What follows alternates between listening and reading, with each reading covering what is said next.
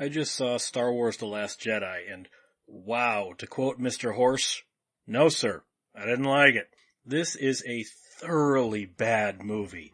Now, to set the record straight right off the bat, I've never been much of a Star Wars guy. I watched all the originals growing up. I saw Empire and Jedi first run in the theaters. I saw Star Wars A New Hope in 1983 in the theaters during the Star Wars Trilogy re-release, but I've never been a big Star Wars guy.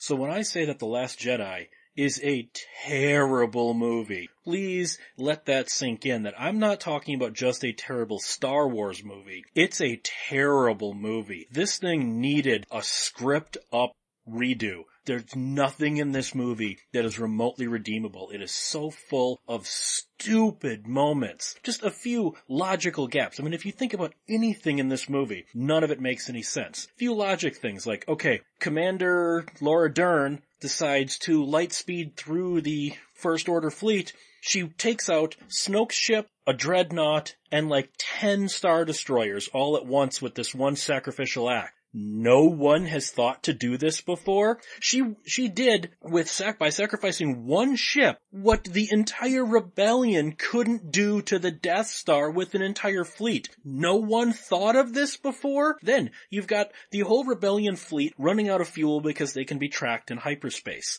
Okay, fine. It's already been established through Finn and Rose earlier on that they can only track one ship. The tracker is on one specific Star Destroyer. You've got like 6 to 8 rebellion ships here, and they all just keep light speeding to the same place. How about light speeding to 8 different locations? At best, the First Order could track one of them. That's sacrificing one ship to save the entire rebellion. Oh no, we all have to go to the same location. We all have to go in the same direction. Why? Because we're fucking stupid, and that's why we deserve to be destroyed. That's even proven when Finn and Rose take their little ship out of light speed in their Poe mission. It's not able to be tracked. Why? Because they're tracking the main fleet. None of these people needed to die. This was so dumb. Then you've got the complete emasculation of every single male character in this movie. This is woman-splaining the entire movie. There's not one male character in this movie that's able to do their job without being prompted or corrected by a woman. That is a classic overcorrection in the whole female empowerment shit. It's ridiculous when you look at just how badly written this movie is. And then you've got Luke Skywalker, the hero of the original trilogy, the hero of Star Wars. He's a coward. They have literally painted him as a coward. He knows millions of people will die and the galaxy will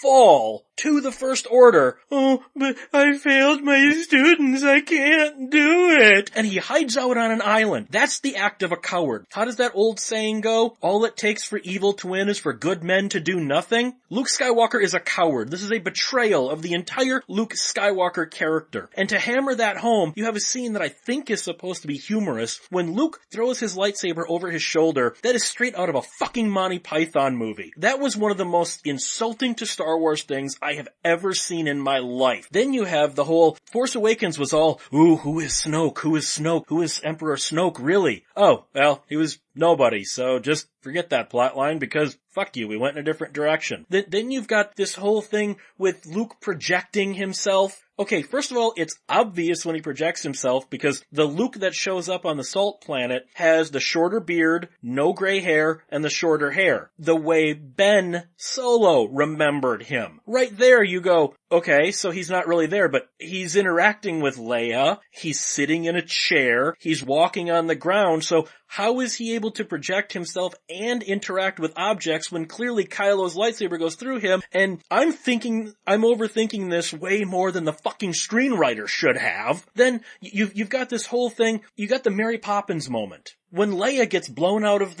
when the bridge gets blown up and Leia gets sucked out into space, I'm like, wow, they actually did that. They killed Leia. That is a ballsy move. And then she holds out her hand and does the Mary Poppins slide back in through an airlock thing. And I'm just like, okay, so the vacuum of space doesn't affect Jedis? I don't know. This is idiotic. This is so dumb. A dark side hole. It's like an anus in the middle of the island, and it was kind of implied this is like where all the dark side comes from. This dark side hole is so ridiculous. Seriously, everything in this movie seems designed to shit on the canon of the original trilogy. This whole movie seems designed to piss people off. The humor is so out of place. That whole holding for General Hux scene near the beginning is just ridiculous. And the only reason the rebellion gets any wins in this at all is because the First Order is fucking incompetent. It's this obvious ploy of this one X-Wing coming, nobody sees what they're doing, and then, okay, one X-Wing can take out all of the cannons on a dreadnought, and nobody saw this coming? You have Benicio del Toro's character who can slice through their shields? Wait, what? The First Order is so incompetent they don't deserve to win! And then this whole, we will ignite the spark of rebellion. Oh, fuck off with this shit. That entire diversion on the gambling planet with Benicio del Toro and freeing all of the not tauntauns and all that is so pointless. You could have cut all of that out of the movie and it would have had no impact on the story whatsoever. It was just there to give Rose and Finn a fucking moment to do something. And then you've got Rose. Finn is willing to sacrifice himself to save the rest of the rebellion. And Rose physically crashes into him to save his life, so she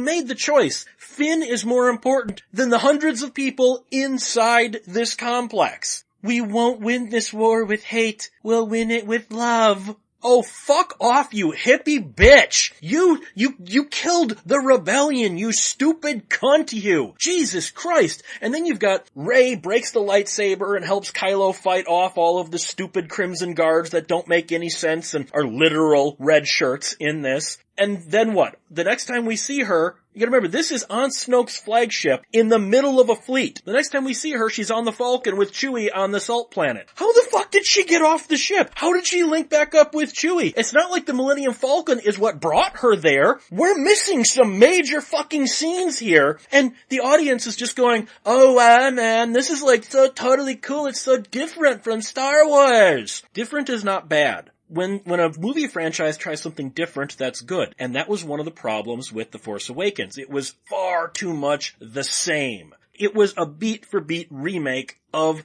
A New Hope. So different is not bad. I'm not complaining because this went in a different direction. I'm complaining because this went in a fucking stupid direction. This is just terrible. They have made Kylo Ren from a somewhat nuanced villain with anger problems in Force Awakens into a whiny, bitchy teenager in this. Speaking of that, that's also what they have made Luke Skywalker. He is a whiny, mopey bitch in this whole movie. I think the screenwriter wanted to illustrate, oh, Luke's been beaten down, he's had his spirit broken. No, you've made Luke Skywalker into a whiny, cowardly bitch. You should be ashamed of yourself. This movie might be my last Star Wars movie because fuck this franchise if this is what Disney thinks this franchise needs. Paul Feig's Ghostbusters movie was more subtle in the gender politics shit. This was horrible. I hated this movie. It even has little inconsistencies in it. The whole Pogs or Porgs or whatever they are. So the little Porgs, which are cute as hell, are trying to guilt Chewie into not eating the one he's already plucked, skinned, and cooked.